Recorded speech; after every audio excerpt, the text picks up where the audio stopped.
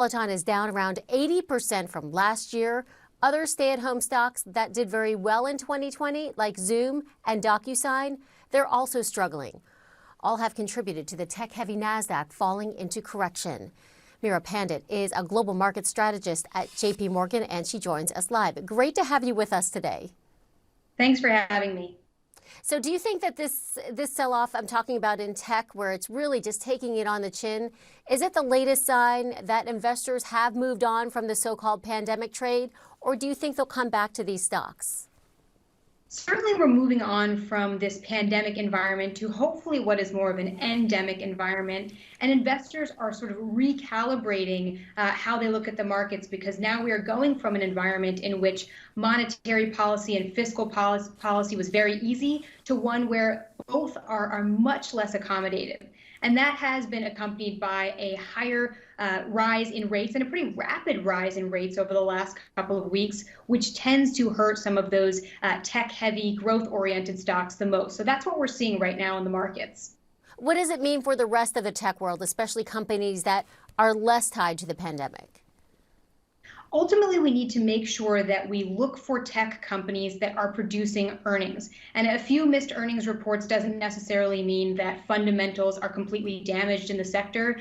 What it means is we just need to look for companies that have strong business models that can produce growth in the long run, because ultimately many of these companies are at the forefront of a lot of the really important secular trends for growth that we're seeing in the long run. And while they are reacting to higher rates in the future and in the present, ultimately, we're also heading to an environment of slower economic growth in the second half of the year in the U.S., which means that investors are going to be clamoring for opportunities for growth in their portfolios. So we want to look for ones that continue to have durable profitability and, again, are taking advantage of some of those long-term growth themes.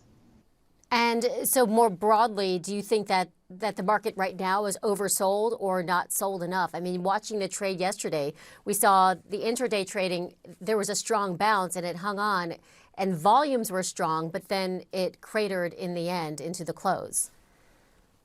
Ultimately, I think what the market is reacting to is such a rapid rise in rates. I mean, what we were expecting throughout the course of last year was to see higher and higher rates, and yet we've gotten a lot of that in just the first few weeks of the year. And those dynamic changes can be a real shock to the stock market. But I think what we should expect going forward is that we are likely to see a bit more volatility this year, certainly than we did last year. Last year, we saw about a 5% pullback in the overall market, whereas if we look at the average over the last 40 years, a pullback on average each and every year is closer to 14%.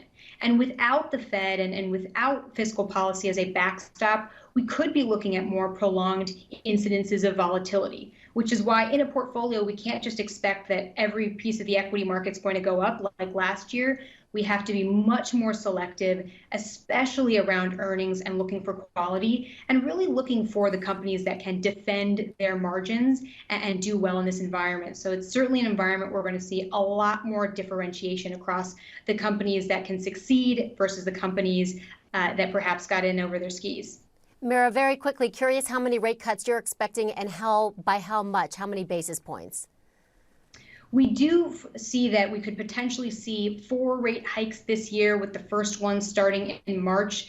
The only caveat I would offer to that view is the fact that right now we're seeing high inflation, but still strong growth in consumer demand. Whereas as we head into the later parts of the year and see some of those elements come off a boil, it could cause the Fed to slow down in the pace of some of that tightening. So while there are very aggressive outlooks for how hawkish the Fed might be this year, we do have to make sure that we're ingesting the right data at the right time, as this environment is so dynamic and things are likely to change by the middle of the year. Okay, Meera Pandit with JP Morgan, thanks so much for your expertise. Thank you for having me.